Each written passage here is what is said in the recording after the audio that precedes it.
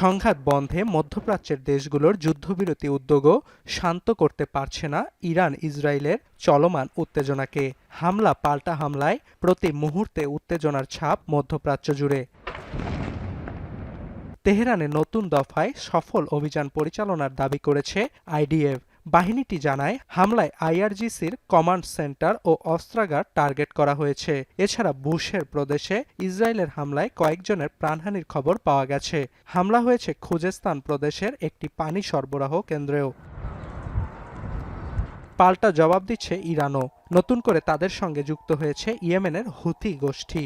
শনিবার দ্বিতীয় দফায় ইসরায়েল আঘাত হানে সশস্ত্র গোষ্ঠীটির ছোড়া ক্ষেপণাস্ত্র ও ড্রোন। নতুন করে ইরানের হামলা প্রতিহতের দাবি আইডিএফের।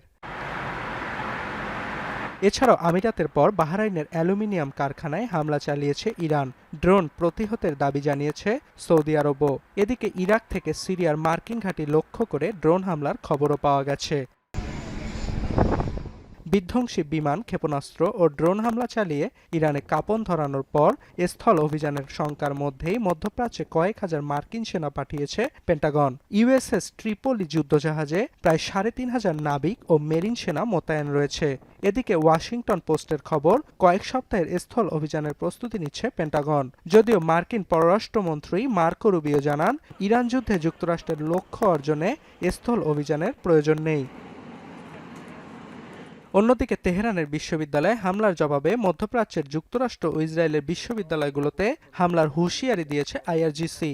আর হরমুজে নিজেদের পূর্ণ সার্বভৌমত্ব প্রতিষ্ঠায় রুটটিতে চলাচল করা জাহাজগুলো থেকে টোল আদায়ের পরিকল্পনা ইরানের।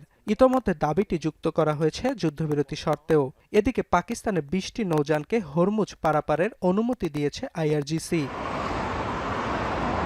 অন্যদিকে যুদ্ধবিরতির উদ্যোগ হিসেবে রোববার ইসলামাবাদে বৈঠকে বসবেন সৌদি আরব, তুরস্ক ও মিশরের প্রতিনিধিরা।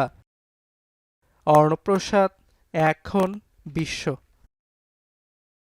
৭২ ঘন্টা ময়েশ্চার লক সমৃদ্ধ লিলি বডি ওয়াশ। শিয়া বাটারের গুডনেস স্কিন রিপেয়ার করে রাখে সফট ও গ্লোয়িং।